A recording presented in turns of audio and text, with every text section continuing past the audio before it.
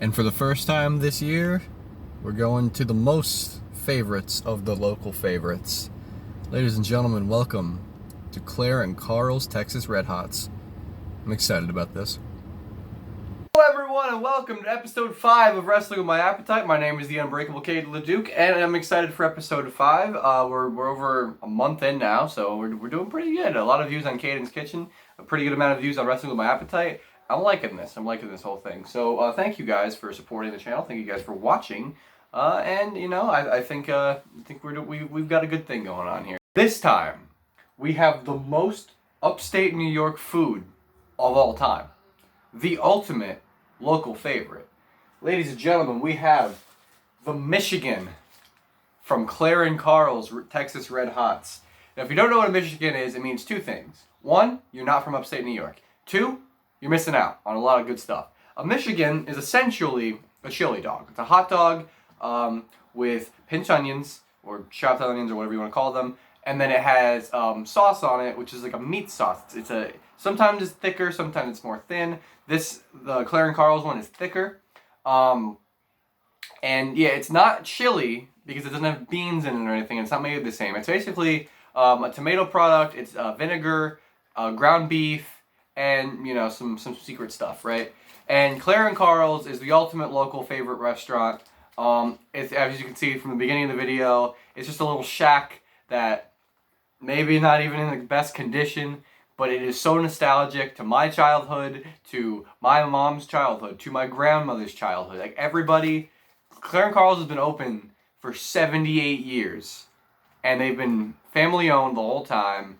They're an amazing place, amazing people, amazing business, and like I'm really excited about this. I've had a bunch of these. Now they're only open seasonally, like a lot of stands like this. So every March 28th when they open, there's like a 3-hour wait earlier this, was it 2 weeks ago? Yeah, 2 weeks ago. There's a 3-hour wait to get one of these for $1, and it's worth it. Now I didn't have a 3-hour wait because it wasn't that busy, because it's, you know, we're in the swing of things, but nonetheless, any wait is worth one of these. And also on this episode, to tie some wrestling into it, I'm going to just start a series where I'm just going to discuss my story so far in professional wrestling. It's a short story, but story nonetheless. Sometimes stories are, you know, sometimes stories start small and end big, you know. That's a good t-shirt right there. Anyway, so this is the Michigan, guys. Look at this. Now, it might not look the most appetizing. Here, we'll hold it out of the container.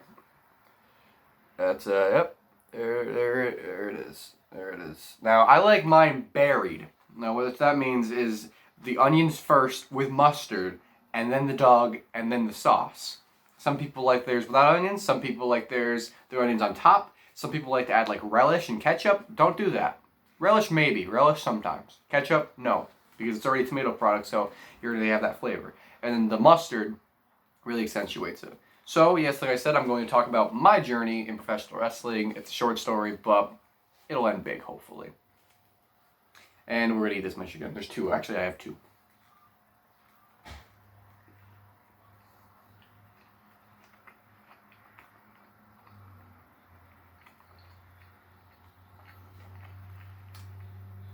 You can't beat it.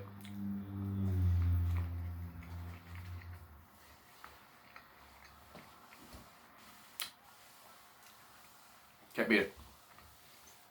So, when I was 5 years old, and this is how the story is going to start, I saw my first wrestling show. It was a SmackDown. It was on TV. And it was the SmackDown where Edge cashed in the Money in the Bank contract on The Undertaker. And after The Undertaker Batista had a steel cage match, and Mark Henry beat up The Undertaker, and I remember that. And I love The Undertaker. I've always loved The Undertaker. The Undertaker is probably the reason I got into wrestling. Now, I'd known some of the wrestlers before that because I'd been playing SmackDown vs. Raw 2006 with my cousin, who was the person that really did get me into wrestling. So, I watched that show, and I hated Edge. I hated him so much for... Oh, come on, I didn't even know what Money in the Bank was, but I was just like, come on, he's coming in after this dude's already wrestled a steel cage match against this animal and gotten beat up by this other 400-pound dude, and now you're sending him out to have another match for the title, and then Edge beats him for the title.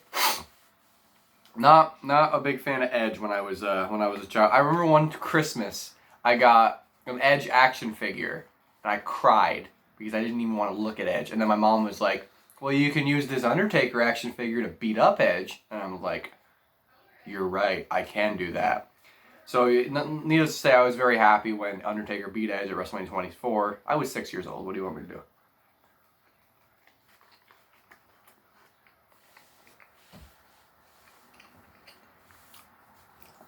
Anyway, that's how I got into wrestling. That's how I started watching wrestling. So, that sure led me to watch more. I didn't start watching like every week immediately after that. It wasn't until like, I remember September 2007, like right after Unforgiven. Because I remember sorry, I'm going on a tangent. My cousin Brian, who's the one that was playing the video games with me, had a VHS of SummerSlam 2007. So I watched that a lot. I've watched that maybe more than any wrestling show ever, because every time I was at his house, I'd watch it because I wanted to watch wrestling. But the funny thing about it is, his VHS cut off after, like, right in the middle of Batista versus Great Khali. So I didn't even know John Cena versus Randy Orton happened on it. But I knew The Undertaker was going to come back. So there was things like that. Kane and Finlay opened the show, one-on-one, which, I mean, it might just be a standard match now. I haven't watched it in a while. But to me, that was, like, the greatest wrestling match of all time. Because, like, Finlay had the shillelagh and Kane had taped ribs and he was going to use it. And Kane ended up winning. And then Rey Mysterio returned. Triple H returned. But, yeah, so, anyway, so from that point on, I started watching regularly. And I watched regularly almost every week from the time I was 6 to the time or 5, actually. From that time till, I still watch regularly every week. But, when I was 11, in middle school, is when I never thought about wanting to be, like, everyone's thought about wanting to be a wrestler. I never thought it was actually possible. Because, I mean, it's just like one of those things where like, oh, I think they just become wrestlers. They just become WWE superstars. They're born that way, right?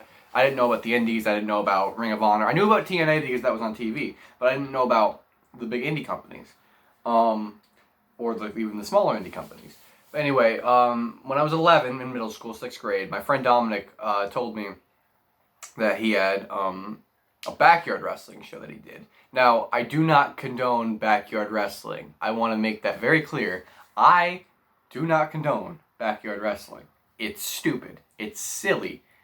But I was 11 years old and it was fun. So I did it, right? And I did backyard wrestling, which was like, it wasn't like, it's not like the backyard wrestling you see where I was jumping off a ladder through a flaming table on a thumbtack. I wasn't doing that. It was just, we were having matches in our backyards as if we were, our favorite wrestlers, right? So I did that till the time I was, I believe, 14 is when I stopped doing that. Because when I was 14, I was contacted by a guy named Justin Gatter, a.k.a. Scrap Iron, if you know PAC. So it was 2014, it was like, 2016. It was like May of 2016. And basically, he told me that he wanted to get new guys involved in PAC. PAC is a nonprofit organization that specializes in putting on charity wrestling shows all around New York State. If you don't know PAC, follow Brothers Gatter on YouTube. Subscribe to them. The link's in my channel description, and also it's on Facebook at Performance Arts Connection Wrestling. And so I heard about the cause, and I was like, "That's amazing!" And also, I wanted to wrestle. So I had been doing wrestling in my backyard, and I'm like, oh my god, I could actually get... At this point, now I know about indies. Now I know about, things like that. Now I know it's possible to be trained, So I started messaging with Justin, and he said, we want more guys involved if you're interested. My first thought was, it's awesome, but my mom will never let me do it. So I kind of asked my mom as a joke. We were at my grandmother's house, and I was just like, Mom, so there's this thing, PAC, they want me to get involved, they want to train me. And I was like, there's no way she's going to say yes, I'm 14 years old. She said yes, because she knew about PAC, because she researched it and just like, oh my god, it's a great cause, they seem like great people, so she said yes. And then it started to become possible. And Justin invited me to their show, which was going to be at Yogi Bear Jellystone Park in North Hudson. It was going to be on June 11th, I believe, of 2016. And I was like, okay, probably can't make that one, but I could definitely make the next one, and I definitely want to come and train.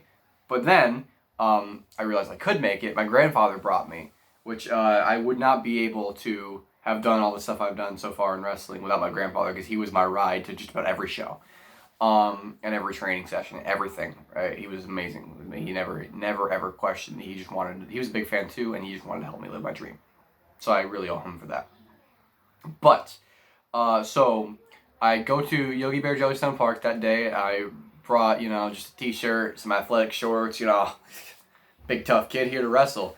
I'm like freaking 5'10", 5'9", like 110 pounds. Like, if you look at me and think I'm skinny now, I had no muscle. I played football and I played baseball, so I had a little bit of athleticism in me, but I had no muscle to me. No, I was just all skin and bone basically. And the first person I meet is the guy that would become my best friend in the whole world, and I didn't think that was gonna happen. And that was Nick Cruz, aka Nick Allen, aka Johnny Money. He was a big star. But he was the first person I met. And right from the get-go, we hit it off. Great guy. Just nothing but good things to say about him. One of the greatest guys I'll ever meet in my life, and one of the greatest friends anyone could have. So we're there, and then Bill the Crusher Bigelow comes up to me, and he's PAC's biggest star at this point, and he probably still is now. And Bill introduces himself, and I'm just like, because Bill has wrestled with Ricky Morton from Championship Wrestling Virginia. Ricky Morton, WWE Hall of Famer. I'm like, this is amazing. I love the Rock and Roll Express, right? So they take me to the ring, and I see the ring, and it's a 14-foot ring, I believe, or 12-foot ring. It's a small ring.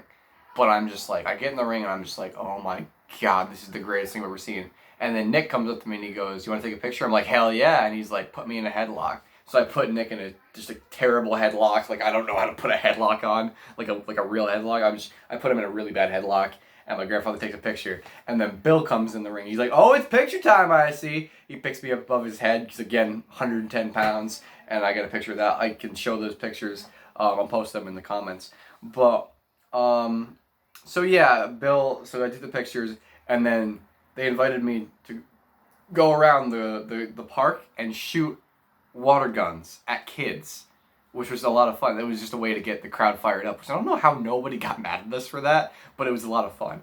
Like, you think like some parent's gonna be like, why are you randomly shooting a water gun at my son? But they didn't care.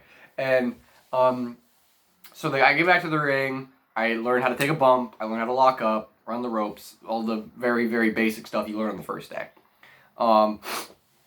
And then we decide I'm actually going to be involved in the show, and I'm actually going to do an angle on the show. And that angle is I'm going to come from the crowd and super kick Scrap Iron, aka Justin Gatter. Because they wanted to bring us new guys in, because my friend Dominic, who started the backyard wrestling stuff with me, who's 3 years older than me, he was coming in too, and that was Dominic's cousin named Jake. So he wanted us in a stable. As we learned to train, he wanted us involved in the shows too, so that by the time when we were fully trained, we were established to the crowd. Now, I didn't have my first match until 10 months later. Dominic had his first match like 5 months later, 6 months later, right? Because he wasn't at that show, the show I was just talking about, but he came to training sessions, and he got trained enough to have a match with Justin Gatter. So I super kicked Justin Gatter, and I yell, we're invading PAC, and the New Wave is what we were called, which is why I have this New Wave shirt. It's backwards, but it says New Wave.